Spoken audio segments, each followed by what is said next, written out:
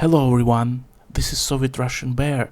I've been on vacation and now I'm back and ready for action, so weapons. Weapons are a crucial component of military power of any country, as well as equipping your allies with them. The Soviet Union at one time armed the European countries that were part of the Warsaw Pact, and at the same time several dozens of countries from the socialist camp. The United States reinforced with armor and missiles the countries that were part of NATO and other regimes that took the path of democracy. It is no accident that the most popular assault rifles in the world are the Kalashnikov and AR-15. Nothing has changed in recent years. The US and Russia continue to export their weapons all around the world. Only the weapons themselves have changed. They are more advanced and deadlier. That's why they are in great demand. Arms and military equipment are commodities that are popular and also profitable. And Russia, despite active opposition from the United States, is noticeably gaining momentum in its arms trade, which is becoming more and more popular in the global market. It is a well-known fact that in terms of arms supplies, Russia ranks second in the world after the United States, which owns 41.8% of total global sales, $37.184 billion in 2019. Russia sold 14.580 billion worth of military equipment and weapons over the same period. At the same time, the promising portfolio of export contracts of the Russian Federation is estimated at $55 billion, which suggests that it will become the first in the world in arms trade in the coming years. The United States is surprised to see such an increase in Russia's arms production. American analysts admitted that they were amazed by Moscow's lightning-fast reaction to the requests that arise in the world arms and military equipment market. An example is a delivery of the S-400 anti-aircraft missile systems to India, the order for which Moscow promised to fulfill in an emergency mode due to the conflict between New Delhi and Beijing. The same reaction is also observed with regard to the supply of upgraded MiG-29 UPG and Su-30 MKI fighters to the Indian Air Force, which may be delivered by the end of 2020. It is also known that the Indian government approved the purchase of 464 Russian T-90 MS tanks for the country's armed forces.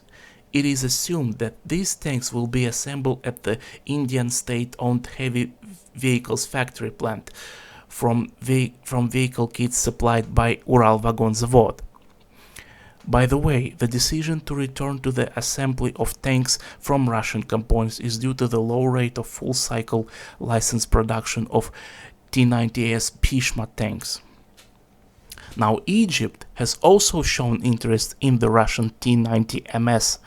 The government of that country has announced its intention to purchase 500 of these tanks if the deal is concluded. Israel will be pissed off.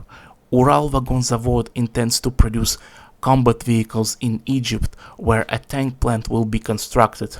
Earlier, since 1992, Cairo has been producing licensed American M1A1 Abrams tanks, but the supply of components was periodically disrupted in 2013 after the ouster of President Mohamed Morsi. They were suspended. But Moscow and Cairo signed a package of agreements on the supply of weapons and military equipment worth about $3.5 billion. This was followed by a number of major arms contracts with a country that is traditionally a major importer of Russian weapons. The greatest demand for Russian weapons is in India, Algeria, Vietnam, China, Iran, Iraq, Belarus, Kazakhstan, Bangladesh, and Nicaragua. These are the top 10 most active and loyal customers. Currently, the sales of Russian military equipment are supervised by the Federal Service for Military and Technical Cooperation, FSMTS, and Rosaboronexport is engaged in direct sales. The nations buy willingly, despite Washington's constant threats to impose sanctions on those who cooperate with Russia in the field of armaments. Among the top sales of Russian weapons are the S-400 air defense systems, Su-35 fighters, T-90 MS tanks occupy a prominent place, but there are many other toys that Russia offers for sale. Among them are BT-3F armored personnel carrier based on the BMP-3F infantry fighting vehicle created specifically for Indonesia, the IL-78 Mk-98 tanker aircraft, the Panzer ME air defense system, the Karakurt and Sapphire ships.